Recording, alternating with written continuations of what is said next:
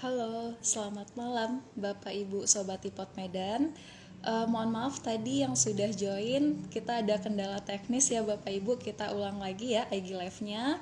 Nah, malam ini perkenalkan sebelumnya saya Lydia, representatif dari iPod Medan yang pada malam ini akan menemani Bapak Ibu Sobat Ipot yang ada di Medan untuk memberikan sesi IG Live mengenai topik tentang mengulik emiten unggas menjelang Ramadan. Nah, pada malam ini saya tidak sendiri, saya akan ditemani oleh rekan saya, yaitu ada Mas Aji dari iPod Pekanbaru dan ada Mas Raffi dari iPod Batam. Kita coba undang dulu ya Mas Aji sama Mas Raffinya. Semoga tidak ada kendala lagi.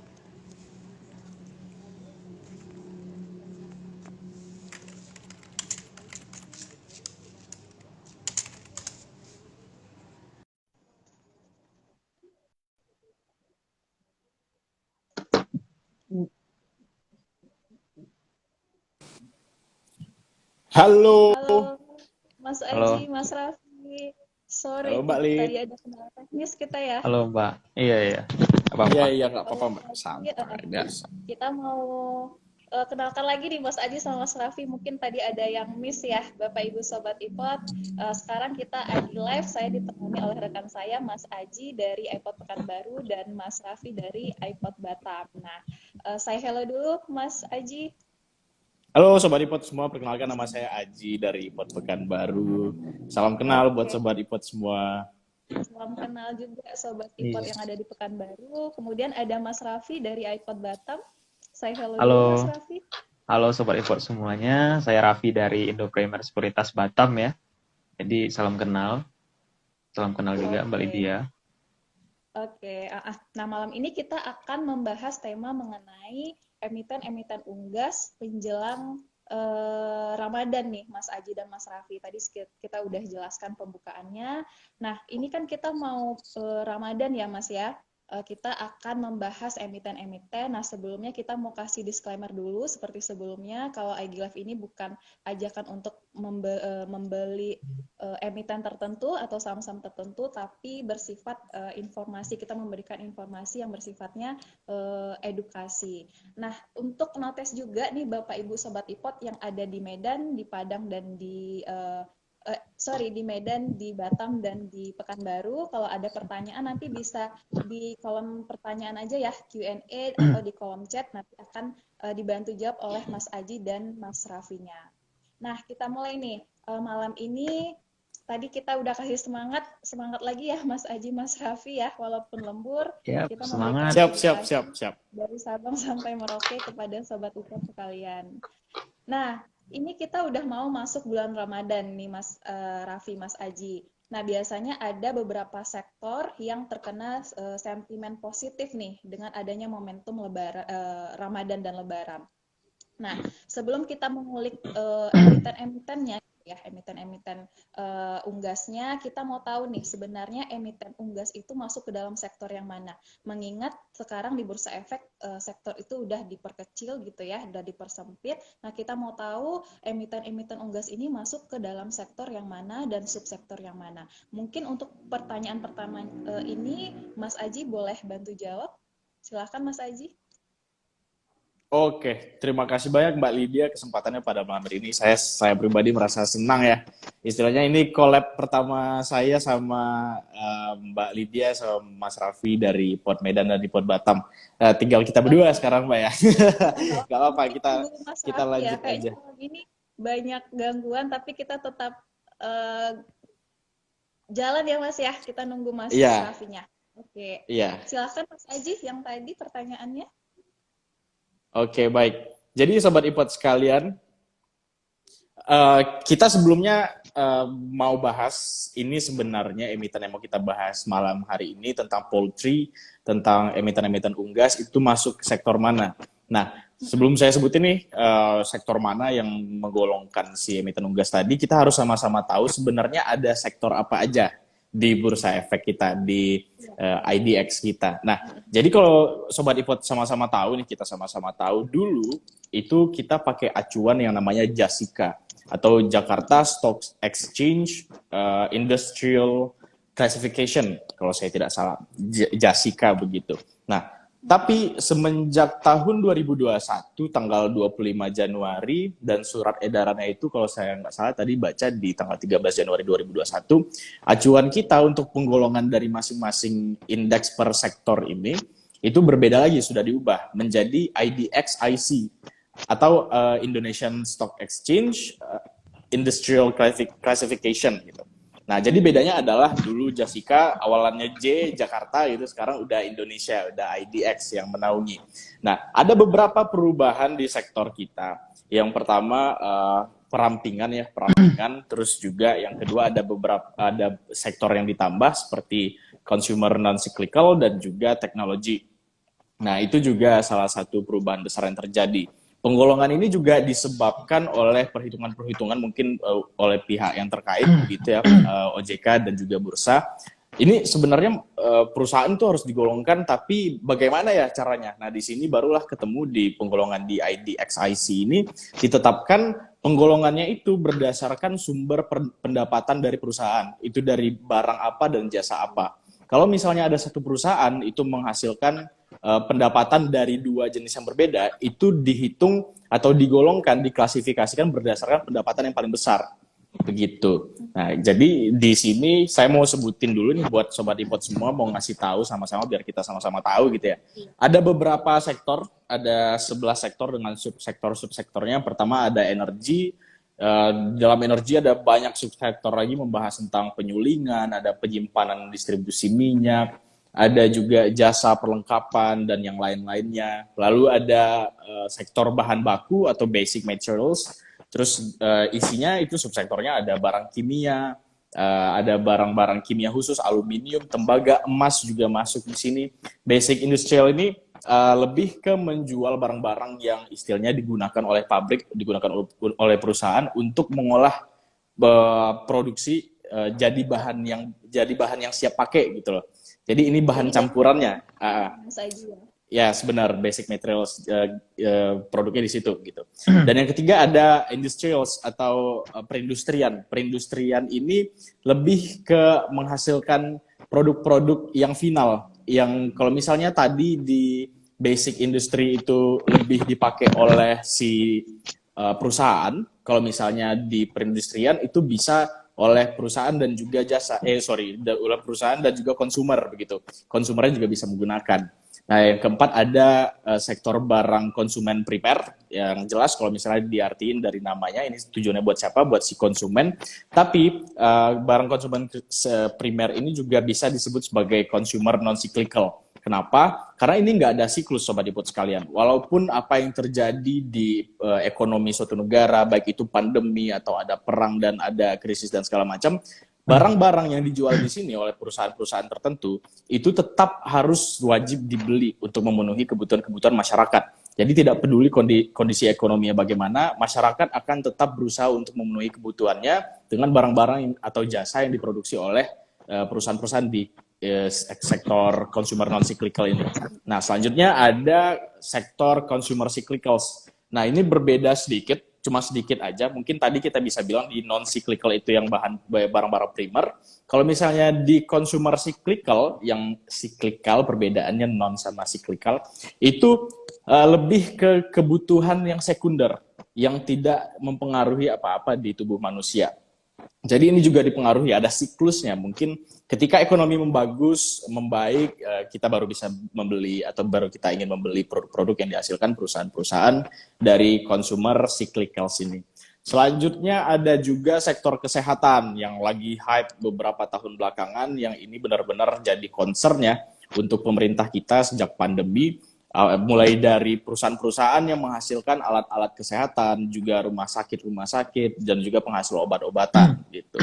Lalu setelah kita membahas healthcare tadi, kesehatan, ada yang namanya finance. Finance ini yang paling benar-benar defensif selain yang consumer non cyclical tadi. Kenapa? Karena segala sesuatu kegiatan kita, sadar atau tidak sadar, itu menggunakan uang. Nah, uang ini diatur dan istilahnya itu dikelola oleh beberapa lembaga bank dan lembaga keuangan lainnya. Inilah yang masuk ke kategori financial study. Tapi kalau saya tidak salah juga, ini tolong koreksi ya teman-teman Sobat Ipot semua, di keuangan itu sektornya itu ada ketentuan tertentu. Waktu penentuan yang IDX-IC tadi, ada beberapa kriteria yang dikeluarkan oleh pihak-pihak terkait seperti OJK mengenai tentang perusahaan-perusahaan yang mengelola dan istilahnya itu mendapatkan penghasilan dari produk-produk keuangan tadi. Ada kriterianya lagi gitu loh. Nggak asal, oh ini bank masuk ke sini, oh ini lembaga keuangan ini masuknya ke sini. Nggak seperti itu. Soalnya ada sekitar 14 subsektor di financial. Lumayan rumit ini klasifikasinya. Selanjutnya ada sektor properti. Properti ini cuma ada 2 subsektor yang diurus, yaitu developer sama operator real estate dan juga jasa real estate. Jadi ada developer, ada juga si jasanya, jasa pengerjaan real estate tersebut. Dan lalu ada teknologi. Teknologi ini yang sangat menarik ya, Sobat Ipot semua. Kenapa? Karena semua industri itu sekarang sudah beralih ke teknologi. Baik itu industri-industri yang istilahnya kita anggap sebagai old industry, itu juga mulai beralih secara marketing, secara production juga, secara supply chain, operational dan segala macam. Ini merupakan salah satu hal yang harus kita concern, kita perhatiin gimana caranya perusahaan-perusahaan yang masuk ke sektor teknologi ini bisa berdampak besar untuk terutama pertumbuhan ekonomi kita begitu. Dan lalu ada infrastruktur juga. Di sini kalau saya tidak salah ada pemisahannya seperti Wika, Adi, dan emiten-emiten lainnya masuk ke infrastruktur sekarang kalau saya tidak salah. Lalu isinya ada telekomunikasi juga yang seperti sering kita bahas seperti Telkom, XL, dan emiten-emiten lainnya. Lalu yang terakhir ini ada transportasi dan logistik.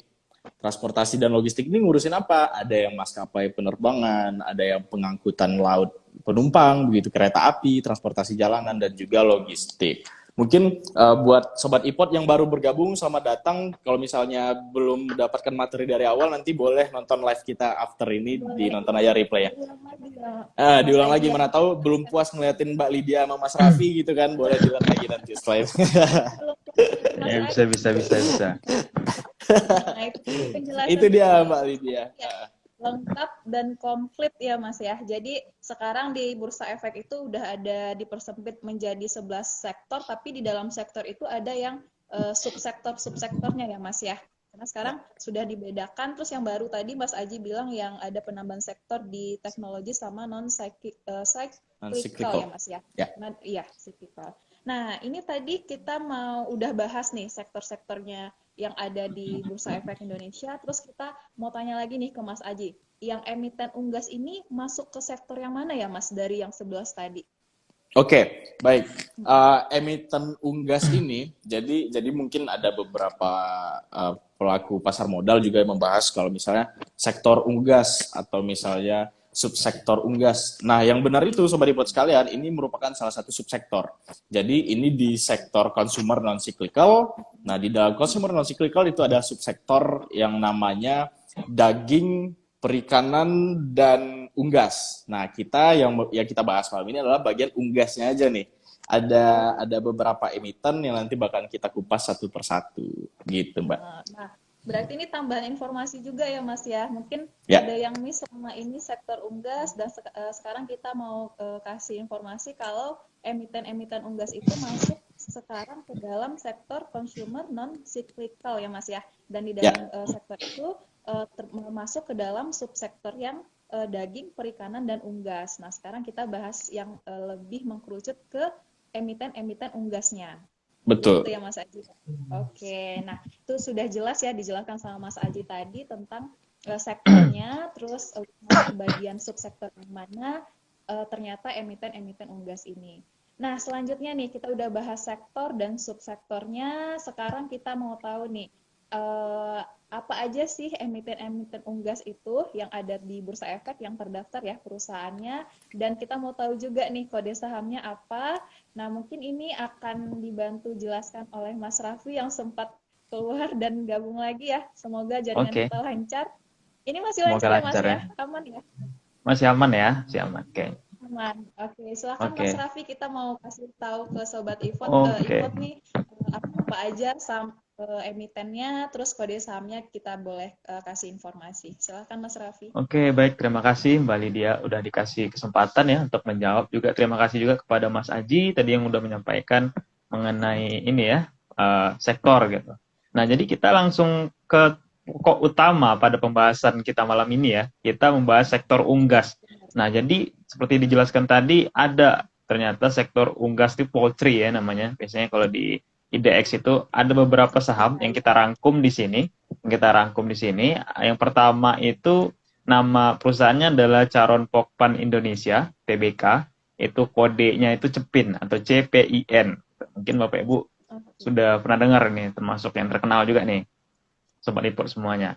Atau udah ada yang megang juga mungkin ya CEPIN ya. Nah, selanjutnya itu ada Japah Confit Indonesia atau JPFA. Kode emitennya itu JPFA.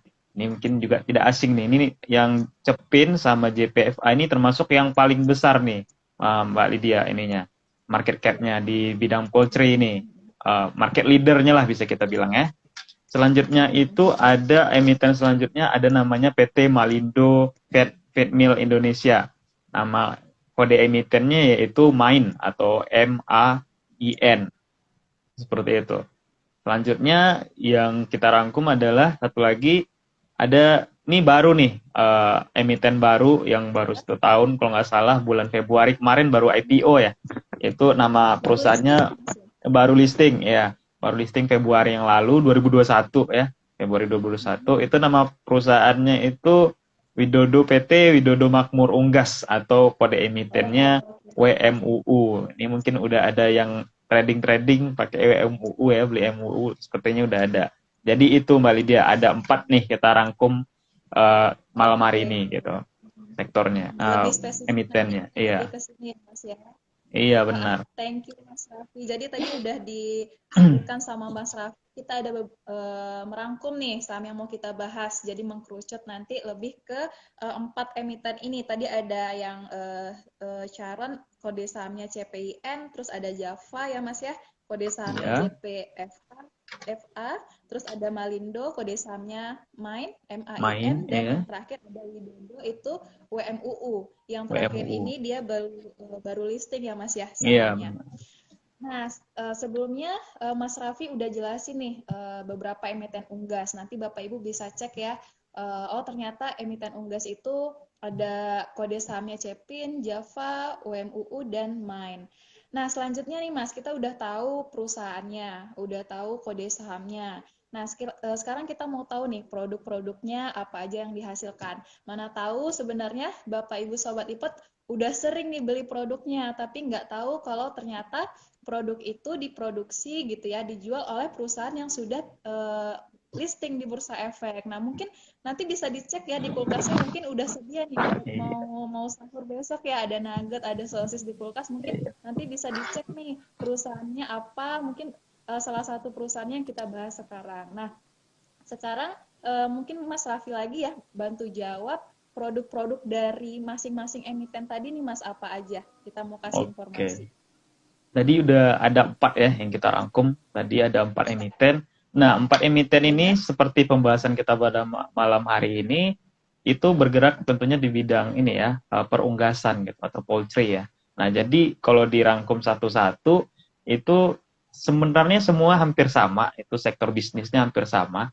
Yang pertama itu kalau misalnya kita bahas yang pertama yaitu CEPIN ya atau Charon Pokpan Indonesia, itu dia produk bisnisnya ada 3 yang utama ya. Yang pertama itu pakan ternak. Nah, balik dia. Jadi pakan ternak itu dia seperti menjual pakan ternak kepada peternak-peternak yang lebih kecil seperti itu. Jadi kan banyak juga. Ini kan perusahaan besar, jadi dia menjual pakan ternak, memproduksi dan menjual pakan ternaknya ke peternak yang lebih kecil gitu ya. Selanjutnya juga dia menjual day-old chicken atau DOC ya, atau istilahnya ini jual ayam gitu.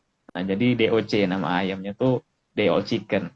Nah, yang selanjutnya dia juga menjual makanan olahan nih, CEPIN Charon Pokpan Indonesia. Jadi makanan olahan contoh seperti nugget ya, nugget atau makanan cepat saji lainnya. Nah, mereknya ini CEPIN ini mungkin Iya, benar. Bapak Ibu atau Sobat Ipot semua mungkin udah pernah mengkonsumsi nih mereknya atau memang Ya. biasanya sudah sering beli nih. Namanya kalau di Charun Pokpan atau Cepin ini nama produknya itu Fiesta. Nah, jadi Bapak Ibu mungkin pernah beli Oke. Fiesta, ya. Ya, ini sebenarnya Itu familiar ya Mas ya, iya produknya sangat Fiesta ya. familiar sekali. Itu termasuk Oke. Saya suka market leader ya. lagunya itu, Mas. Oh Iya, iya, ada apa lagunya ya? lagunya. Mas Haji, iya ya. Ada lagunya, iya, seperti itu. Nah, itu dari Cepin ya. Nah, jadi Bapak Ibu bisa mempertimbangkan nih. Oh, misalnya udah kenal kan. Jadi kalau kita mau beli saham itu kan atau membeli emiten itu kita harus kenal dulu produknya gitu ya. Nah, ini termasuk Benar. produknya yang salah satu terkenal gitu. Itu yang pertama Cepin Iya. ya. Yang kedua itu kita ada Java Confin Indonesia. Nah, atau kode emitennya JPFA. Mungkin Sobat Iport semua juga ini sudah tidak asing lagi nih dari sebut Java ya. Dia di sini sama, hampir sama bergerak di bidang pakan ternak juga. Ternyata Java ini menjual pakan ternak juga. Dia memproduksi dan menjual ini ya, menjual produknya ke peternak-ternak yang kecil. Terus dia jual ayam juga atau DOC ya, MDOC. Selanjutnya dia jual makanan olahan juga, tentunya dengan merek Java juga ya. Mungkin Bapak Ibu pernah melihat itu ada sosis tuh Java gitu ya, dari Java itu. Terus Nah, di jadi warung-warung itu seperti ya itu. Mas ya. Iya, sering nih sosis gitu ya. Ada nugget seperti itu. Jadi dia sektor bisnisnya sama nih, sama-sama market leader nih dua-duanya. Masalah Java dan ini ya, Java dan Cepin. Nah, selanjutnya yang ketiga itu ya kenapa Mbak? Eh, Sebenarnya yang Cepin sama Java ini produknya hampir sama ya Mas ya. Iya, Cuma hampir beda di sama. merek aja. Jadi ada Beda pakan merek. ternak, ada DOC ayam tadi, chicken tadi, sama makanan olahan, frozen Iya, food ya Mas makanan ya. olahan. Iya benar, seperti Hmm. frozen dan lain Nah kalau sebagainya. main Oh ya, gimana Mas sama WNF? kalau oh ya saya ada lupa juga Java itu juga dia menjual ini ya, menjual peralatan peternak juga selain itu. Tapi itu nggak terlalu banyak Oke. diproduksi, cuman lebih yang Hmm. dominan itu yang tiga tadi yang disebutkan, yaitu pakan ternak, DOC, sama makanan olahan. Selanjutnya yang ketiga itu emiten Malindo Feed Indonesia, yaitu nama perusahaannya atau kodenya itu MAIN ya, MAIN. Nah, itu hampir sama juga, tentunya dia menjual pakan ternak juga nih, Bali dia atau Sobat Ipor semuanya, jual pakan ternak dan jual ayam dia. Tapi dari sini dia dua itu, jual DOC, ayam DOC, DO Chicken. Jadi dia dua. Selanjutnya yang terakhir itu ada Widodo Makmur Unggas. Yang Widodo Iya, ini yang Makmur baru listing Unggas tadi ya Mas. baru listing itu 1 tahun ya. Jadi dia memproduksi pakan ternak juga. Jadi semuanya empat-empat nih sama-sama pakan ternak. Nah, dan juga dia peternakan ayam nih, Mbak. Dia ada punya peternakan ayam juga atau menjual ayam DO chicken juga ya. Nah, jadi seperti itu dari keempat-empatnya itu semuanya menjual pakan ternak dan peternakan ayam atau ayam DOC ya, jual beli ayam. Seperti itu Mbak Lydia. Oke, thank you Mas Raffi. Nah, berarti secara garis besar dari keempat emiten ini sebenarnya produksi produk-produk yang dijual itu hampir sama ya Mas ya. Ada pakan ternak, chicken tadi ya, DOC chicken tadi, Iya. sama makanan olahan seperti frozen food. Mungkin seperti yang Malindo tadi mungkin ada, yang Java tadi mungkin ada lini bisnis porsinya dikit untuk produksi yang menyediakan peralatan ternak tadi ya Mas ya. Iya.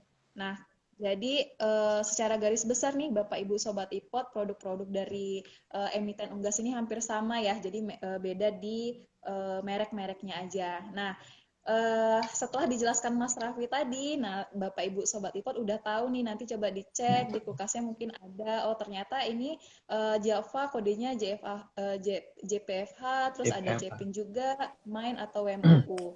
Nah, Mas Raffi tadi udah jelaskan produk-produknya. Sekarang kita mau tahu nih Mas, harga sahamnya terakhir di harga berapa ya? Tadi pas closing. Oke. Ini masih hari Kamis, tadi closing jam 3 sore tadi di harga berapa ya Mas? Boleh di-spill informasinya?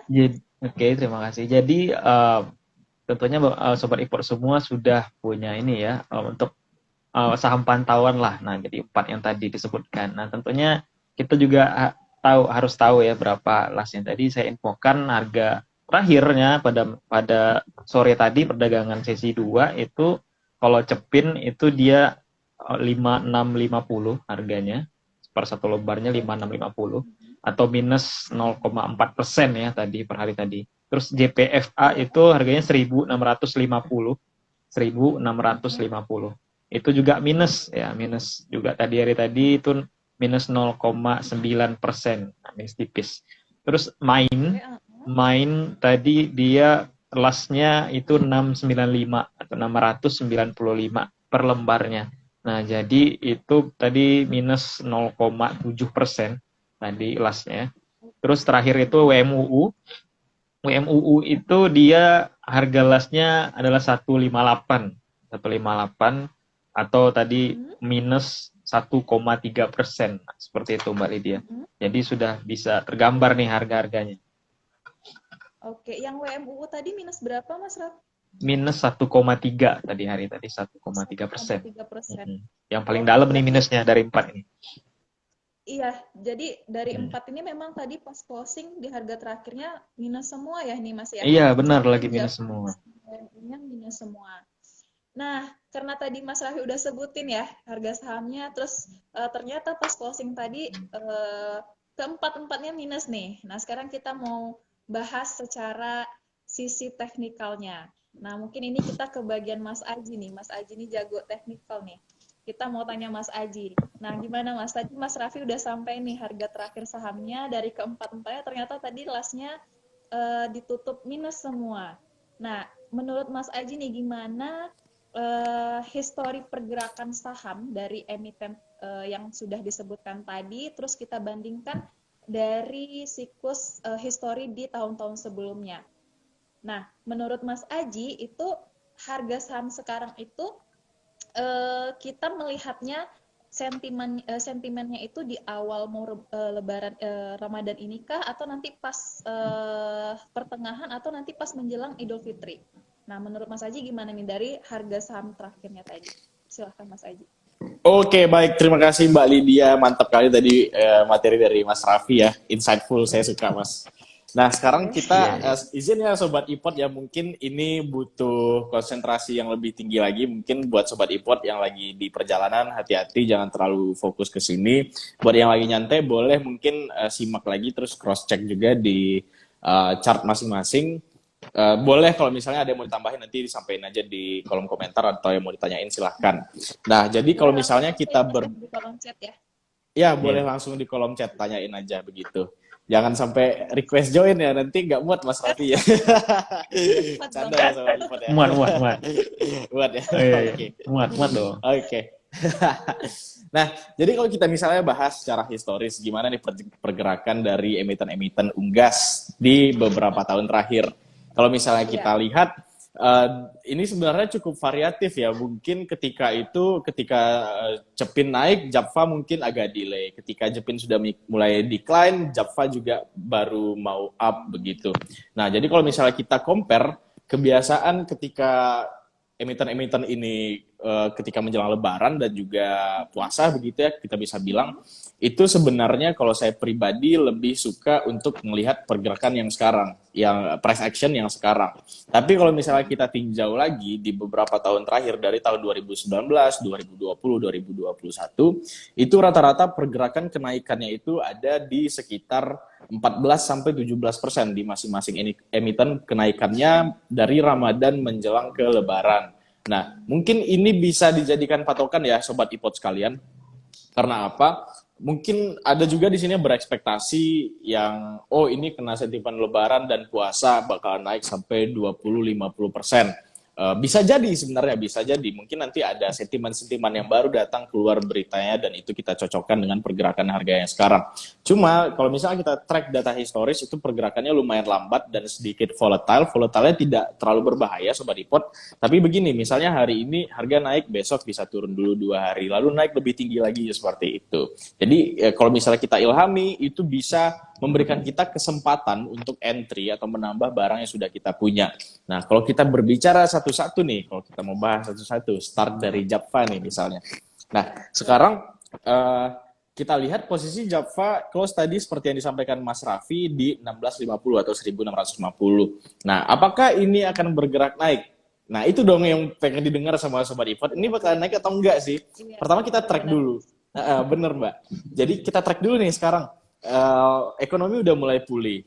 Terus juga pandemik juga sudah mulai berubah menjadi endemik, belum belum resmi tapi masih dalam fase vaksinasi booster. Tapi kalau kita track lagi, ini udah mulai lumayan longgar ya kalau misalnya kita berpindah-pindah dari satu kota ke kota yang lain. Artinya apa? Produktivitas bakalan makin ngebus, makin meningkat begitu. Nah, kalau misalnya produktivitas meningkat, yang tadinya udah di PHK misalnya sudah mulai mendapatkan pekerjaan baru lagi, yang belum pernah bekerja sama sekali juga sudah mulai bisa untuk bekerja dan start bisnis dan segala macam, ekonomi sudah mulai baik gitu. Nah, ditambah lagi, walaupun istilahnya ini bulan puasa, tapi konsumsi masyarakat Indonesia khususnya yang beragama Muslim itu jauh lebih meningkat daripada masa-masa sebelum atau sesudah Lebaran gitu loh. Nah, ini ketika Ramadan itu adalah ajang untuk kumpul-kumpul. Nah, ini juga sempat dibahas ya oleh pemerintah kita, apakah boleh untuk buka puasa bareng atau enggak, dengan syarat tidak boleh ngobrol misalnya begitu kan. Ini lumayan lumayan Lucu menggelitik ya. juga ya. Iya, iya. Lumayan lucu juga gitu loh. Gimana ceritanya, apa cetan depan-depanan ya. Tapi kita nggak bahas itu ya Sobat Ipod ya. Kita bahas ini potensinya kira-kira kemana gitu. Nah, kalau misalnya kita lihat sendiri JPF hari ini close di 1650, 1650, ada satu syarat yang harus ditembus oleh Japfa sendiri, Japfa Comfit atau JPFA ini adalah istilahnya channelnya ini, garis channel yang di bagian atas itu harus ditembus dulu. Istilahnya dia harus break di harga 1675. Kalau kita bisa bilang amannya tunggu dulu Japfa ini close atau tutup di atas angka 1675, sekitar di 1700. Itu baru menjadikan salah satu sinyal awal untuk kita baru mulai pede nih untuk ngambil Japfa. Karena apa? Kalau di Japfa sendiri, kalau kita lihat secara pattern, itu ada yang namanya descending triangle, di mana ini nih pembalikan. Kalau misalnya dia uptrend, ada ketemu descending triangle, dia bakalan balik ke bawah lagi. Kalau misalnya dia downtrend, ketemu descending triangle, dia bakalan lanjut ke bawah lagi. Istilahnya ini buat turun dulu deh, kalau ngasih sinyalnya gitu simpelnya. Nah, kalau kita lihat Cepin, CPIN, itu masih fase downtrend sejak bulan April 2021. Tapi secara keseluruhan ini Cepin kita bisa anggap sideways. Sideways yang juga punya channel yang cukup tebal ya. Sepertinya ini bakal tembus nanti di angka 7.350 atau target terdekatnya di 7.350. Dan kalau misalnya Sobat Ipod sekalian itu menganalisa secara baik fundamental dan teknikal lalu entry dicepin di harga sekarang atau beberapa hari ke depan, itu potensi kenaikan bisa di 31,96% atau 32%. Begitu. Nah, selanjutnya ada WMUU. WMUU ini sebenarnya kalau misalnya secara historis atau secara teknikal itu belum bisa kita ambil valid ya data untuk analisanya. Cuma balik lagi saya penganut divergence di sini untuk pembalikan arah tren. Di sini kita udah bisa lihat kalau misalnya di chart price action Juni 2021 ke lower low-nya di 31 Januari 2022, kalau kita bandingkan dengan beberapa indikator sudah membentuk divergence. Syaratnya adalah breakout di angka 170, sorry Sobat Ipod, maklum, udah malam. Begitu. Syaratnya breakout di 170 untuk WMUU. Dan kalau misalnya kita berbicara tentang Main ini merupakan emiten yang sempat hype juga ya waktu itu ketika istilahnya para investor dan trader sedang seru-serunya diskusi ayam-ayaman begitu istilahnya, ayam-ayaman main ini merupakan salah satu emiten yang diperhatikan gitu ya. Karena kalau kita lihat di tahun 2018 kenaikannya luar biasa, 2019 down, lalu juga ada sedikit pullback, dan menariknya lagi di Main ini lumayan berbeda pergerakannya dari emiten-emiten yang lain ya Sobat Ipod sekalian. Ini lebih cenderung pergerakannya mirip sama emiten, saya lupa ini seperti banking bisa kita bilang seperti itu mungkin, tapi tidak terlalu tinggi pergerakannya. Mungkin nanti kalau misalnya kita menunggu Main, itu boleh dikoleksi di sekarang di angka 695 sampai 655. Karena kalau kita track lagi dari beberapa tahun belakangan, seperti misalnya kita ambil contoh di 2021 di mana puasa itu sekitar bulan April Mei. April Mei cenderung sideways ya ini main, walaupun sempat ada kenaikan sebelumnya di awal April, tapi kalau saya tidak salah kita start di pertengahan. Nah, ketika bulan puasa ke Lebaran itu cenderung sideways. Kalau misalnya kita lihat di tahun 2020 karena pandemi juga, tapi kita bisa sama-sama tahu, Sobat Ipot udah dibahas tadi, ini merupakan salah satu sektor yang defensif, dan bagaimanapun keadaannya kita tetap konsumsi barang-barang atau jasa yang diproduksi dari sektor ini. Apalagi kalau misalnya Sobat Ipot yang tidak bisa makan kalau tidak ada nugget, tidak bisa makan kalau tidak makan ayam, tidak mau makan ikan dan daging atau lauk pauk lainnya begitu. Ini merupakan salah satu sentimen positif karena sebagian besar masyarakat Indonesia suka untuk konsumsi ayam, entah itu sudah diolah ataupun memang ya istilahnya ayam memang nggak dijadiin nugget, nggak dijadiin sosis gitu. Ya Mas ya. Kenapa Mbak? Masuk ke dalam makanan favorit ya. Iya. Yes, itu terutama untuk saya pribadi. Mungkin Mbak Lydia sama Mas Raffi juga begitu. Iya, sama. Iya ya. Kita sama. Harus ayam. Harus ayam wajib. Kalau nggak makan, mogok makan gitu ya. Nah, kalau kita track lagi di April 2020, waktu itu kita rebound di tanggal 27 Maret 2020 setelah pandemic hit di Indonesia. Kita lihat di sini sempat ada pergerakan naik untuk emiten main itu sekitar 20-an persen, 25%-an, lebih kurang sedikit gitu ya Sobat Ipot.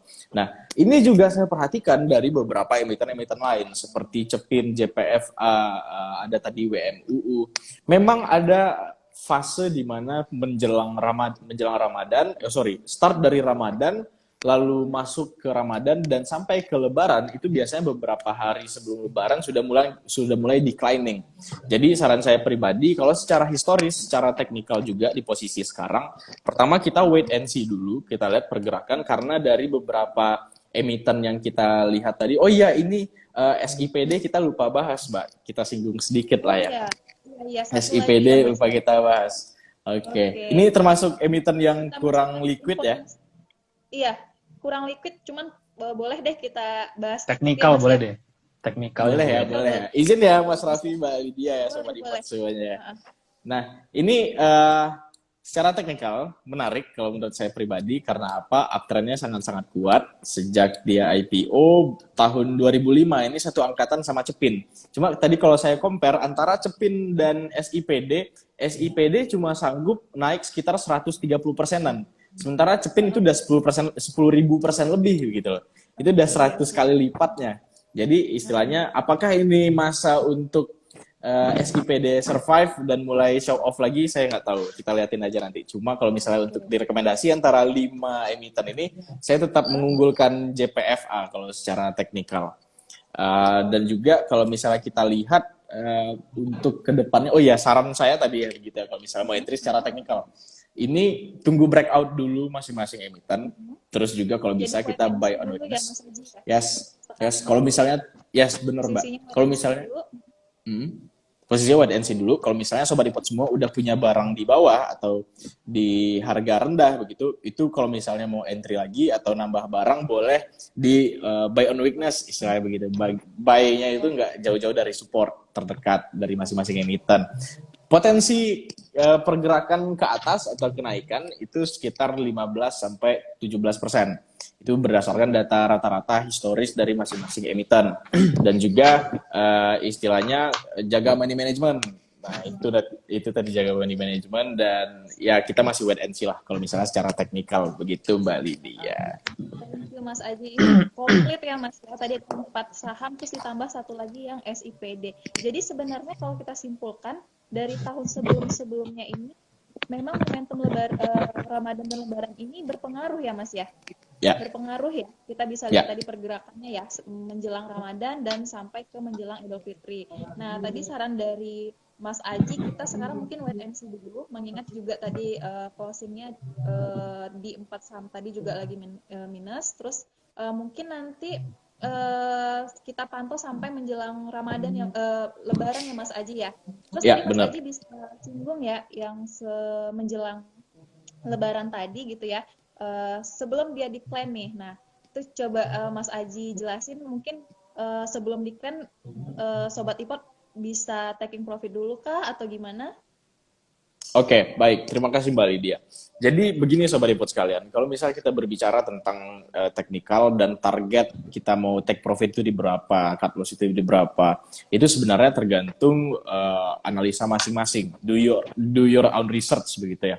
Tapi kalau misalnya kapan titik yang tepat? Simpelnya begini Sobat Ipot sekalian, ini mungkin kita campur-campur ya Sobat Ipot. Ada yang sudah belajar dalam tentang teknikal, ada yang khusus di bandarmologi atau tape reading, ada yang juga menentukan target berdasarkan fundamental based on valuation begitu. Ini beda-beda. Jadi kalau misalnya saya boleh saran, itu berdasarkan data historis, kita berdasarkan data historis itu menjelang lebaran udah mulai take profit. Kenapa? Karena secara historis seperti itu kebiasaannya. Dan yang kedua, kalau kita logika lucu-lucu nih, istilahnya kan kita butuh uang THR ya. Rata-rata kan orang butuh uang THR. Nah itu bisa jadi aksi profit taking berjamaah investor-investor yang istilahnya menjadikan emiten-emiten unggas ini sebagai pilihan investasi masing-masing begitu.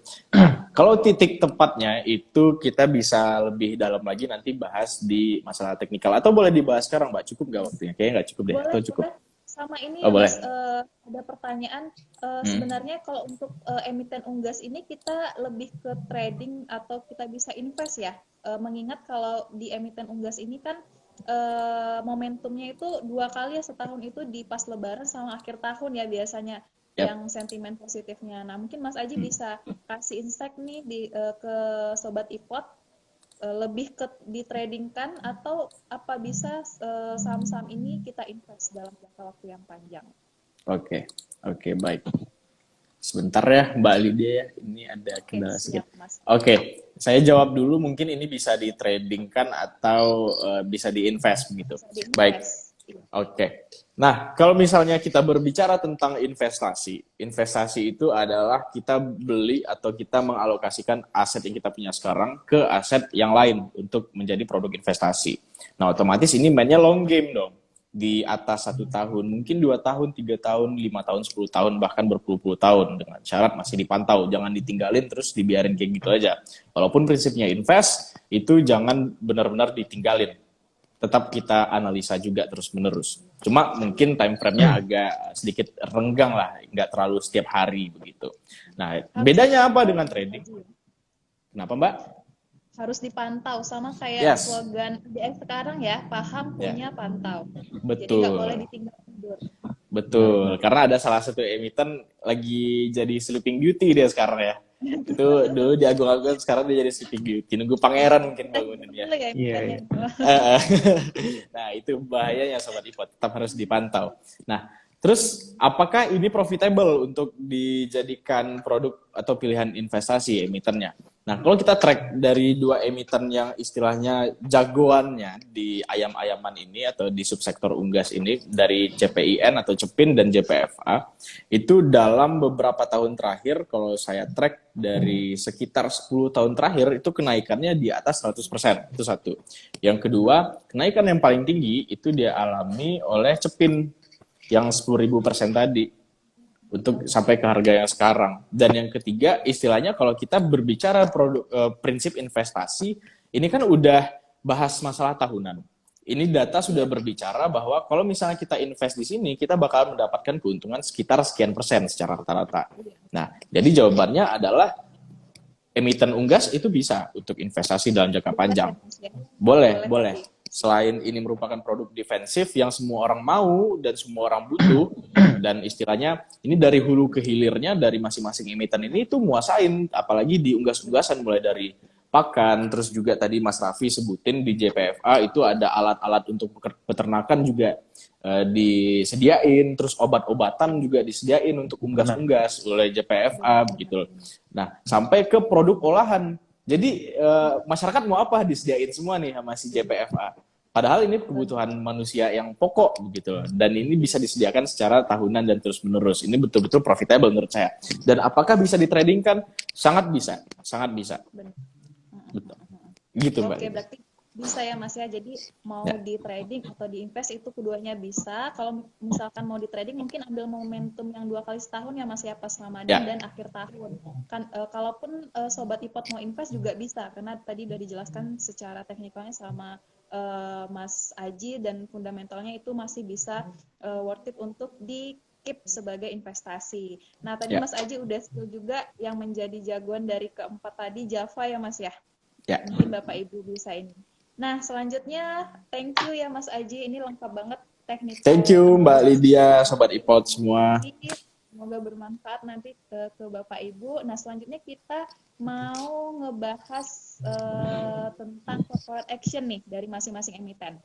Nah, tadi Mas Aji udah jelasin tentang teknikal. Kita kembali lagi ke Mas Raffi. Kita mau Oke. tanya nih Mas, apa ada corporate action atau RUPS atau adakah isu dalam waktu dekat dari emiten-emiten tersebut? Oke, terima kasih. Jadi kita ini ya bahas corporate action. Tentunya corporate action ini salah satu hal yang menjadi faktor utama ya pergerakan harga saham, salah satunya tentunya. Pasti bakal berdampak terhadap harga saham itu sendiri. Nah, jadi di sini kita sudah rangkum ada beberapa ini ya, ada beberapa corporate action. Yang pertama itu kita ada Cepin. Cepin itu kalau kita bahas dividen ya, dividen dulu. Tentunya dividen ini yang paling ditunggu-tunggu semuanya, yang paling berdampak juga ya terhadap harga saham yang dividen biasanya. Dan banyak juga yang namanya dividen hunter nih. Nah, jadi di Cepin ini dia termasuk yang rajin bagi dividen nih, Sobat Ipot. Termasuk yang rajin bagi dividen. Berarti dia ini ya, selalu laba gitu ya. Jadi dia bagi dividen. Iya, benar. Jadi tahun 2021 kemarin kalau kita mengulik datanya itu dia kemarin bagi dividen itu Rp112 per saham di 2021. Nah, tentunya itu nanti di tahun-tahun sebelumnya juga dia membagikan dividen. Nah, di tahun ini diperkirakan juga nanti akan membagikan dividen karena dia mencatatkan laba bersihnya itu perkiraan kira-kira tahun 2021 ya, 2021 itu tahun buku 2021 dia mencatatkan laba 3 triliun ya, itu perkiraannya 3 triliun. Nah, jadi seperti itu. Mungkin nanti akan dibagikan ada untuk dibagikan dividen seperti tahun-tahun sebelumnya seperti itu untuk Cepin ya. Jadi itu mungkin corporate action dari Cepin ya. Jadi selanjutnya ada Java ya. Nah, Java ini sendiri dia sudah ini ya melakukan RUPS ya, RUPS luar biasa atau rapat umum pemegang saham luar biasa. Maksudnya belum ya, maksudnya nanti di 6 April ya. Beritanya nanti di 6 April hari Rabu. Nah, itu dia akan melakukan RUPS LB. Nah, itu agendanya salah satu mengenai buyback ya. Nah, jadi ada isu buyback dari perusahaan tersebut tentunya untuk membeli sahamnya ya. Sekitar itu anggarannya 350 miliar. Nah, itu juga masuk sentimen yang bisa dipertimbangkan nih nanti tentunya untuk kenaikan harga sahamnya dalam waktu dekat ini. Seperti itu Mbak Lydia dari Java. Dia juga rajin juga membagikan dividen. Cuman dividennya itu harganya Rp40 per saham. Itu tahun 2021 kemarin dia Rp40 per sahamnya. Dia bagi dividen. Artinya masih mencatatkan keuntungan ya, masih mencatatkan laba di dalam sektor bisnisnya. Selanjutnya itu yang ketiga ada ini ya, Main. Main itu dia belum mengeluarkan laporan keuangan tahunan ya. Jadi masih ini juga masih yang ada itu laporan kuartal ketiga tahun 2021 kemarin mencatatkan laba itu 18,7 miliar. Nah, jadi dia mencatatkan laba naik itu dibandingkan periode sebelumnya. Periode sebelumnya di tahun sebelumnya itu di periode yang sama, maksudnya di periode yang sama di tahun sebelumnya itu dia waktu itu rugi tahun 2020 itu kembali dia rugi, mencatatkan rugi itu 72 miliar. Tapi di laporan keuangan kuartal ketiga tahun 2021 dia udah mencatatkan laba. Nah, jadi ini sepertinya sudah ada perbaikan dari sektor bisnisnya nih untuk Main. Nah, jadi mungkin ini bakal ini juga ya ke depannya ya bisa kita pantau juga seperti itu untuk laporan keuangannya. Yang terakhir itu ada WMUU. WMUU juga belum rilis laporan keuangan tahun 2021. Kita bisa berkaca ke laporan keuangan kuartal ketiga ya tahun 2021 itu dia masih mencatatkan laba 114 miliar. Labanya itu 114 miliar rupiah. Nah, seperti itu. Jadi untuk laba WMUU. WMU ini masih belum membagikan dividen ya, karena tadi masih baru listing, jadi mungkin jika terus mencatatkan laba tentunya nanti akan dipertimbangkan untuk membagi dividen nih, seperti Pembagian itu. dividennya ya Mas Iya, Raffi ya. iya. Juga Oke. di MUU ini ada isunya juga, dia baru masuk ke ini ya, baru masuk ke IDX 80, maksudnya di indeks IDX Di indeks 80 ya. dan iya, dan indeks Kompas 100. Nah, jadi ini adalah berita yang cukup bagus ya untuk emiten dari WMUU yang baru listing tapi udah masuk ke ini ya, udah masuk ke indeks. Nah, jadi Sobat Ipot yang perlu tahu, Bursa Efek Indonesia itu membuat indeks-indeks. Nah, jadi beberapa indeks, nah ini jadi seperti indeks IDX 80, ini adalah 80 saham yang liquid seperti itu ya, 80 saham yang liquid dan juga fundamentalnya bagus dan lain sebagainya. Ada 700 lebih saham. Nah, jadi ini 80 yang inilah yang bisa kita pertimbangkan seperti itu di IDX 80, dan juga dia masuk Kompas 100 nih Mbak Lydia. Seperti itu. Yang WMU ya Mas ya. Jadi Iya, WMU WMU. tadi dia masuk ke IDX 80 dan Kompas 100. Jadi sebenarnya kalau kita simpulkan dari emiten unggas ini lumayan rajin bagiin dividen ya Mas ya. Dan kita tunggu juga nanti mana tahu WMU juga mengikuti nih bagi dividen. Mengingat juga dari segi labanya mudah-mudahan ada aksi korporasi dari WMUU-nya untuk keputusan pembagian dividen. Nah, tadi Mas Raffi udah menjelaskan tentang corporate action nih, udah disinggung juga tentang laba-laba untuk membagikan dividen. Nah, sekarang kita coba tanya Mas Aji lagi nih, tadi secara teknikal ya Mas Aji ya, sekarang kita bahas secara fundamentalnya nih Mas. Tadi Mas Raffi udah singgung labanya. Kita mau lihat secara fundamental, laba dari masing-masing emiten ini secara generalnya itu mengalami peningkatan atau enggak ya Mas di emiten unggas ini. Terus kalau kita lihat nih di momentum Ramadan setiap tahunnya itu apakah ada peningkatan laba signifikan nih dari emiten-emiten tersebut? Boleh dibantu jelaskan Mas Aji? Oke, baik. Terima kasih Mbak Lydia dan juga Mas Raffi, tadi udah singgung tentang corporate action juga ya. Sekarang kita lebih membahas fundamental secara keseluruhan dari kelima emiten ini yang sangat-sangat menarik pada malam hari ini. Nah, kalau misalnya kita berbicara yang pertama tentang apakah akan ada atau sudah ada sebelumnya kenaikan yang signifikan di istilahnya ketika Ramadan dapat untung gede atau enggak, sebenarnya saya belum bisa define, belum bisa kasih secara detail. Kenapa? Karena laporan keuangan itu diterbitkan per 3 bulan. Kita bisa berasumsi bahwa ini bakalan dapat keuntungan dan lumayan besar ketika konsumsi masyarakat meningkat. Cuma saya tidak punya data yang pasti apakah per bulannya secara bulan puasa ini memang meningkat untuk istilahnya laba dari perusahaannya tadi. Gitu. Mungkin kita bisa komparasi aja ya Mbak ini untuk si emiten masing-masing ini secara fundamental gitu. Kita komparasi. Oke. Nah, sebentar. Ini laptop saya mati mendadak. Saya cas dulu ya. Nah, tinggal login. Oke, udah ada data ya. Tenang Sobat Ipot, kita udah recover. Nah, secara sales growth, secara pertumbuhan penjualan, itu di sini yang menang adalah MAIN. MAIN atau Malindo Feedmill. Nah, secara kalau saya pribadi, kalau menganalisa fundamental kan banyak nih faktor istilahnya tuh akun-akunnya di laporan keuangan. Terus juga ada rasio-rasio yang hasil dari olahan dari masing-masing akun tadi. Kalau saya pribadi peduli kedua faktor itu Mbak, masalah profitability dengan solvability atau gimana perusahaan itu menyelesaikan kewajibannya, nge-solve si risiko tadi. Kita ngelihat rasio utang. Kenapa? Karena pada prinsipnya perusahaan itu bedanya dengan organisasi dan yayasan adalah mencari profit. Nah, simpelnya seperti itu Sobat Ipot. Kalau misalnya kita ngeliat perusahaan yang bagus, apakah dia bisa menghasilkan profit yang lumayan gede dan efisien kah?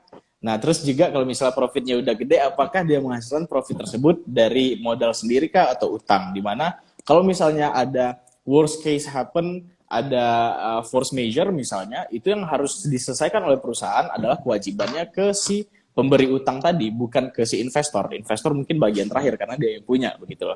Nah, Iya. jadi kalau kita berbicara antara 5 emiten ini yang paling oke menurut saya pribadi, ini menurut saya pribadi ya Sobat Ipot ya, sekali lagi ya, mungkin Mas Raffi nanti Mbak Lydia bisa nambahin. Kalau menurut saya Iya. pribadi, Cepin tetap yang paling oke di sini di antara semua emiten-emiten. Kenapa? Karena berdasarkan net profit margin oke, secara operating profit margin oke. Kenapa operating profit margin ini merupakan salah satu variabel atau faktor yang harus kita perhatiin? Karena operating profit margin ini merupakan keuntungan atau selisih keuntungan yang dia dapetin, perusahaan dapetin dari produk yang memang mereka jual. Karena perusahaan ini kan macam-macam nih, bisa dapat keuntungannya, entah itu dari investasinya di tempat yang lain, atau dana hibah dan segala macam, saya nggak tahu pastinya dari mana aja, cuma kalau misalnya operating profit margin itu memang dari produk yang dihasilkan oleh perusahaan tersebut. Dan juga kalau kita lihat secara efisiensi menghasilkan laba dari yang dipunya dari aset ataupun dari ekuitas, itu dari aset berdasarkan rasio ROA, Cepin menang lagi nih Sobat Ipot. Cepin menang lagi di antara semua emiten-emiten yang lain itu di angka 10,27%. Artinya apa? Dari total aset yang Cepin punya, yang Charon Pokpan punya, itu bisa menghasilkan sekitar 10% laba dari semua total aset. Sementara kalau kita bandingkan dengan equity-nya, dia mampu lumayan tinggi juga, hanya tertinggal sekitar nggak nyampe 1% dari JPFA, itu di angka 14,38% untuk Cepin. Nah, di peringkat kedua, walaupun saya tadi mengunggulkan JPFA gitu ya, tapi secara fundamental ini Cepin jauh lebih banyak menangnya. Dan yang kedua, kalau kita bandingkan di sini secara ROE, itu JPFA masih menang di angka 15,44%. Artinya jauh lebih efisien untuk menghasilkan laba dari total ekuitas atau dari total modal yang JPFA punya. Nah, yang faktor kedua yang perlu diperhatikan itu adalah DER atau debt to equity ratio, bukan ngagetin gitu ya Sobat Ipot. Nah, ini merupakan salah satu rasio yang istilah kita perhatikan untuk menilai risiko perusahaan. Balik lagi seperti yang kita sampaikan di awal tadi, ini perusahaan kalau misalnya seandainya ada apa-apa, bisa nggak sih nyelesainnya secara keuangan gitu loh. Nah, sanggup nggak nih buat nutupin dari utang-utang yang tersebut? Nah, kalau misalnya semakin tinggi DER atau debt to equity ratio, itu resikonya semakin tinggi. Tapi itu balik lagi tergantung governance-nya, tergantung manajemennya juga. Kalau kita perhatikan di sini, dibandingkan dengan perusahaan-perusahaan yang lain, Cepin itu punya angka yang sangat-sangat oke di angka 0,44%. Artinya apa? Nggak sampai 100%. Cepin cuma menggunakan sekitar 44% modal yang berasal dari utang tadi untuk operasi. Tidak sampai 100%, di mana JPFA di sini angkanya itu 1,18 atau 118% dari total equity yang dipunya jika dibandingkan. Mungkin secara keseluruhan fundamental sesimpel itu kalau saya menilai. Mungkin nanti teman-teman atau sobat-sobat Ipot semua bisa bandingkan dengan valuasi berdasarkan PBV, EV/EBITDA, PER atau PER, itu juga nggak masalah. Cuma ini ya Mas ya. Ya, Oke, mungkin cuma, ya. Oh ya, silakan Mas Raffi mungkin mau nambahin. Silakan Mas. Ya, mungkin saya mau nambah ya dari penjelasan Silakan. Mas Haji. Jadi kita ada yang menarik nih, Mbak Sobat Ipot semuanya. Tentunya tadi kita membahas secara membandingkan ya, tadi Mas Haji membandingkan atau komparasi tuh. Jadi saham-saham Cepin, JPFA atau saham-saham yang lain tadi ya. Nah, jadi sebenarnya kita di Ipot sendiri, saya infokan kepada Bapak Ibu Sobat Ipot semuanya yang hadir malam hari ini, kita bisa itu ada fiturnya untuk komparasi tersebut. Jadi Bapak Ibu nanti untuk melakukan komparasi tersebut, jadi lebih gampang berdasarkan analisa fundamentalnya. Jadi nanti jelas ya semuanya. Itu nanti Bapak Ibu bisa nanti switch, caranya itu switch ke Ipot Pro ya. Bapak Ibu nanti switch ke Ipot Pro, kemudian di menu pojok kiri atas diklik ya, pojok kiri atas, kemudian Tools and Analysis, pilih Tools and Analysis nih Bapak Ibu, Tools and Analysis. Kemudian cari yang namanya itu Stock Data Comparison. Nah, jadi di Stock Data Comparison ini, Bapak Ibu bisa nanti melakukan komparasi atau melakukan perbandingan. Jadi tentunya dibandingkan saham-saham dengan satu sektor bisnis yang sama, jangan lupa ya. Jadi jangan berbeda sektor bisnis. Nah, jadi nanti seperti sekarang kita bahas, nah itu jadi bisa tuh dibandingkan. Nanti bisa kita lihat secara fundamentalnya. Dari dibahas Mas Aji tadi ada OPM ya, operating profit margin, ada PBV, ada dare dan lain sebagainya, itu nanti bisa tampil dan kita bisa lihat siapa yang paling ini ya, yang paling bagus di antara yang kita bandingkan tersebut secara fundamental begitu, Mbak Lydia, Mas Aji. Oke, berarti ada fitur pendukung ya di iPod. Nanti Iya, Bapak Ibu Sobat iPod bisa gunakan. Nah, kita bisa simpulkan nih yang disampaikan oleh Mas Aji dan tambahan Mas Raffi. Jadi secara fundamental tadi Cepin lebih mengungguli dari emiten unggas lainnya. Nanti Bapak Ibu bisa cek datanya dengan menggunakan fitur yang ada di iPod kita yang sudah iya, dijelaskan stock Mas data Raffi tadi, big comparison. data comparison. Jadi secara fundamental nanti kita bisa cek nih tanpa harus mengkalkulasikan ya ini bagi Iya. ini, kita udah ada dapat datanya, udah disediakan fiturnya di iPod. Nah, ini sudah komplit ya, sudah panjang pembicaraan kita malam ini, seru banget bersama Mas Aji dan Mas Raffi. Dan terakhir nih, sebelum kita tutup sesi malam kita hari ini, tadi kita udah membahas tentang produk ya Mas, dari produk, dari sektor, dari saham, emiten, segi teknikal, fundamental, terus fitur-fitur di iPod yang kita bisa gunakan untuk komparasi. Nah, sekarang itu kan tadi kita bahas sentimen positifnya nih, sisi positifnya. Nah, sekarang kita mau bahas sedikit nih tentang apakah ada tantangan yang dihadapi oleh emiten-emiten ini sekarang. Nah, mengingat kondisi ekonomi kita sekarang ya, Mas Aji, Mas Raffi, terus ada juga politik luar negeri dan sebagainya, itu adakah pengaruhnya terhadap emiten unggas ini, atau mungkin dengan adanya kondisi ini bahan untuk produksinya itu terganggu kah? Mengingat dari ternak kan kita butuh sektor lain ya untuk komoditas seperti kedelai untuk pakan ininya ya, makanan ternaknya, apakah itu terganggu? Dan terakhir kita kemarin mendapatkan informasi untuk kenaikan PPN ya Mas. Apakah ini juga menjadi tantangan bagi emiten-emiten unggas atau gimana nih dari masukan dari Mas Aji dan Mas Raffi? Mungkin bisa dijelaskan terlebih dahulu oleh Mas Aji. Oh, oke. Saya kira Mas Raffi dulu. Oke, terima Oh, kasih boleh. Mbak Lydia. Oh, Oke, Mas boleh. Raffi mau duluan. Silakan Mas Raffi. Oke. Enggak, Mas Aji Mas duluan nggak Raffi apa-apa. dulu Tadi Mas Aji ya? dulu ya. Nggak dengar soalnya tadi. Mas Aji duluan atau nggak apa-apa? Siapa sih? Duluan Mbak Lydia. Oke, Mas Raffi dulu deh, Mas Raffi dulu. Oke, boleh. Mungkin nanti Mas Aji bisa nambah. Jadi memang ada tentunya tantangan ya. Ada tantangan di sektor unggas ini. Salah satunya ini seperti sekarang kita ada global ya, masalah global seperti perang Ukraina. Nah, jadi itu berdampaknya kepada ini kenaikan harga pangan jagung. Nah, jadi tentunya tadi sudah kita jelaskan ya. Perusahaan-perusahaan ini, emiten-emiten ini dia memproduksi pakan ternak. Nah, jadi pakan ternak ini bahan utamanya itu jagung dan kedelai. Nah, begitu Sobat Ipod. Nah, jadi Sobat Ipod, jadi jagung dan kedelai ini dalam beberapa waktu ini memang mengalami kenaikan ya. Nah, jadi itu menjadi tantangan tersendiri untuk emiten-emiten di bidang unggas ini. Jadi itu tentunya akan membebani ini ya, operating profit nanti. Tentunya nanti beban operasinya bakal meningkat jika harga maksudnya harga pangannya, maksudnya harga jagung tersebut tidak terkendali atau naik gitu ya. Seperti itu. Itu yang pertama ya. Kendala yang pertama. Yang kedua tentunya tadi juga udah dijelaskan oleh Mas Aji ya, masalah teknikal. Nah, jadi kita kan bahasan malam hari ini mengenai saham-saham unggas, dia kemungkinan maksudnya setiap tahun itu biasanya memang mengalami kenaikan biasanya itu ya. Nah, jadi kita nggak tahu nanti tahun ini gimana, tapi kita berharap kan seperti ini ya, seperti biasanya juga. Nah, tapi yang perlu kita hati-hati adalah dia ini naiknya tidak ini ya, tidak terus naik seperti itu. Pasti ada asset profit taking tentunya. Jadi kita wajib dan harus ya kita untuk memantau nanti maksudnya tradingnya gitu ya. Jadi kita harus nanti wajib memantau. Jadi jika memang udah udah sampai dengan targetnya, silakan di profit taking juga karena ini tentunya tidak terlalu jauh nantinya. Seperti biasanya itu tidak terlalu jauh kenaikannya. Seperti itu mungkin dari saya. Mbak Lydia, mungkin Mas Aji silakan. Mungkin dari Mas Aji ada tambahan?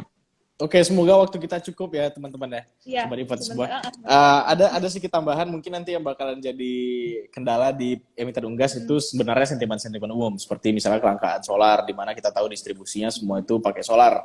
kendaraan-kendaraannya, itu satu. Yang kedua, menurut saya pribadi ini berpengaruh ya, karena PPN naik ke 11%. Ini saya yakin pasti perusahaan punya strategi tersendiri untuk, walaupun ini perubahannya cuma 1% begitu loh, untuk secara perusahaan, secara keuangan maksud saya, itu biar lebih sehat dan profitnya lebih maksimal. Paling 2 poin itu aja sih Mbak Lydia dan Mas Raffi, tadi materinya keren Mas. Keren Oke, juga, Mas Haji thank keren you. juga. Berarti itu selain dari sentimen positif, kita harus paham juga nih tantangan-tantangan resikonya ya Mas ya, mengingat Ya, kita juga ya benar. belajar juga dengan kondisi makro sama kondisi yang di luar negeri karena saling berhubungan. Nah ini karena waktu kita terbatas nih, sepertinya kita asik banget ya live malam ini. Mungkin next time kita bakalan sering IG live ya Mas ya. ya Boleh. boleh. Mungkin Sobat Ipot boleh komen di bawah, bakalan live lagi Boleh atau enggak? komen ya. Bercanda. Semua ya Mas. Kita Iya, lanjut nanti untuk kita ide. jadwalkan ya. Tentunya dengan pembahasan yang lebih menarik ya. Iya. Iya, kalau rame lanjut part 2. Part 2 ya. Oke, nah ini sebelum kita closing nih Mas, kita tutup, mungkin dari Mas Aji dan Mas Raffi ada closing statement untuk emiten-emiten unggas ini menjelang Ramadan. Silahkan Mas Aji dulu. Boleh. Baik, buat Sobat Ipot semua, balik sekali lagi saya ingatin untuk melakukan analisa dan riset sendiri. Terlepas bagaimanapun Sobat Ipot mengikuti beberapa referensi, tapi tetap keputusannya semua di tangan Sobat Ipot semua sebagai investor. Jadi hati-hati, jangan terlalu greedy, jangan terlalu ini Ramadan dan Lebaran pasti naik dan segala macam, belum tentu Sobat Ipot. Kita masih tetap seperti yang Mbak Lydia bilang tadi, paham punya pantau, jangan lupa dipantau yang terakhirnya gitu. Benar. Oke, dari Mas Raffi? Iya sih. Mungkin nggak jauh beda ya sama saja. Jadi trading plan-nya juga investing plan-nya juga disesuaikan gitu. Jadi walaupun nanti ada sentimen, ada kebiasaan yang memang naik, tapi tetap kita harus kita harus punya trading plan-nya. Seperti itu aja mungkin kalau dia sama. Dan kita harus pantau ya Mas ya, sesuai Iya, tadi benar. kita harus paham, punya dan pantau. Oke, thank you Mas Aji dan Mas Raffi. Semoga yang disampaikan Mas Aji dan Mas Raffi tadi bisa diserap ilmunya ya Bapak Ibu Sobat Ipot. Dan sebelum closing lagi nih, yang paling terakhir kita mungkin mau update dulu nih kegiatan event masing-masing cabang. Untuk Medan sendiri kita ada SPM April ya di tanggal 27. Nanti Bapak Ibu bisa registrasi, bisa melihat informasinya di Instagram kita. Dan untuk Pekanbaru nih Mas Aji ya, ada event apa kita terdekat di Pekanbaru?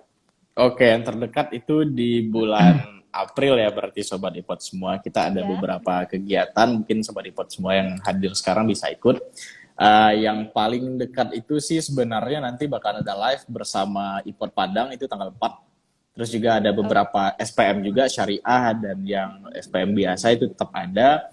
Yang penting, kalau saran saya pribadi, nanti standby aja di IG-nya Ipot Medan, Ipot Batam, sama Ipot Pekanbaru. Kita bakalan ada acara-acara seru. Oke, nah untuk di Batam sendiri Mas Raffi, event terdekat? Iya, kalau di Batam sendiri kita ada event terdekatnya Sekolah Pasar Modal Digital ya. Tentunya nanti bersama dengan IDX Kepri. Jadi Bapak Ibu semua di sini yang ada punya saudara atau teman dan kerabat lainnya yang ingin belajar dan membuka akun, tentunya nanti bisa ikuti acara dari Sekolah Pasar Modal Digital ini. Nah, jadi di Batam sendiri nanti di bulan April itu ada di tanggal 2 hari Sabtu ya, tanggal 2. Jadi masih dekat nih 2 hari lagi nih Mbak Lydia. Jadi 2 hari lagi itu kita nanti ada acara Sekolah Pasar Modal Digital. Jadi itu bisa daftar nanti, tentunya cek juga nanti ini kita ya IG kita, dan juga bisa kalau misalnya berminat ikut bisa nanti di chat di DM gitu ya dari IG kita di Ipot Batam. Seperti itu Mbak Lydia. Oke, nah itu update event masing-masing. Dan untuk tambahan, nanti Bapak Ibu bisa follow ya Instagramnya Ipot Medan, @ipotmedan, terus @ipotpekanbaru, dan @ipotbatam. Kita rutin mengadakan kegiatan edukasi, ada Instagram Live, Zoom, SPM gitu ya Mas ya. Bisa diikutin, bisa diupdate informasinya, dan jika ada pertanyaan bisa di DM aja langsung ke Instagram, kita akan fast respon. Nah demikian, sudah lengkap, sudah komplit semuanya Bapak Ibu. Terima kasih banyak yang sudah join. Terima kasih banyak Mas Aji, Mas Raffi. Ya, terima kasih banyak Mbak Lydia, Mas Raffi, Mas Aji, Sobat Ipot semua. Episode 2 ya, dan selanjutnya part 2. Bisa. Siap. Lydia dan Mas Aris dan Mas Aji ya. Iya. Boleh. Kita bakal continue Instagram Live malam insya Allah ya, untuk event-event selanjutnya. Semoga yang disampaikan Mas Aji dan Mas Raffi bisa bermanfaat untuk keputusan investasi Bapak Ibu, dan terima kasih sudah join. Semoga bermanfaat dan stay safe dan stay healthy. Terima kasih banyak. Kami pamit ya Bapak Ibu Sobat IPOT yang ada di Medan, di Pekanbaru dan di Batam. Khususnya terima kasih untuk Mas Raffi dan Mas Aji. Terima kasih Sobat Ipot. Sip, Terima terima kasih kasih Mbak Lydia. banyak. Mas Aji, terima kasih. Thank you. Terima kasih Mas Raffi, Mbak Lydia, Thank you, Sobat thank you, Ipot thank you. semua. Thank you. Screen